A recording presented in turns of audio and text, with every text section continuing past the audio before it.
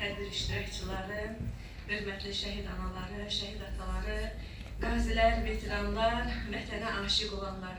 Bildiyiniz kimi bugün biz iki dənə şəhidlərimizdən birinin İgid kəşfiyyatçı şəhidimiz Quliyev Bahadur Sehrimanoğlu'nun adıyla bağlı olan bir tədbirdə cəm olmaqdayıq, onun çıraqvanlarıyıq.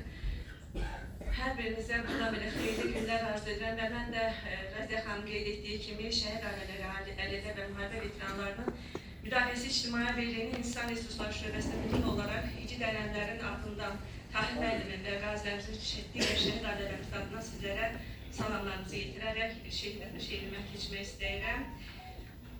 Türk'ün övladıdır, Türk Bahadır adlı şeirim. Müəllif, Jurnalistlər Birliyinin, Turan Yazarlar Birliyinin üzvü, Qızıl Qələm mükafatlarında vətənə və şair Nazlı Yazar. Gülab ətirlidir, şəhidim mənim.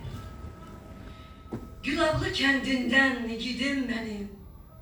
Qatar surətli var, keçsə də fərq yox. İllərin tarixi, şahidim mənim. Ruhu barışmadı, uzaq yola. Yağı düşmən torpaq, yurd yeri ala. Bahadur Quliyev Sehrimanoğlu vətəndən kənarda necə qala? Yardı, parçaladı maniyələri, yana saldı şirin xatirələri. Başım bəlada da Ağdamım mənim, unuda bilmirəm sənli günləri. Deyib bayrağını üstün bildi o, vətəni büsbütün, bütün bildi o.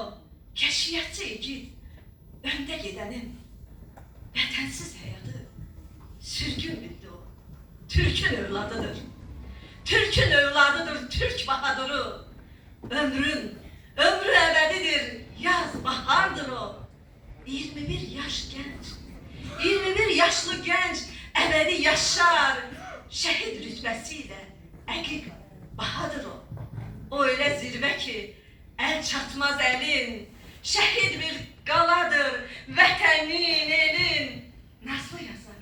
Nazlı yazar yaz ki, igid şəhidlər xarı bülbülüdür. Vətən qəlbinin xarı bülbülüdür. Vətən qəlbinin bütün şəhidləri onun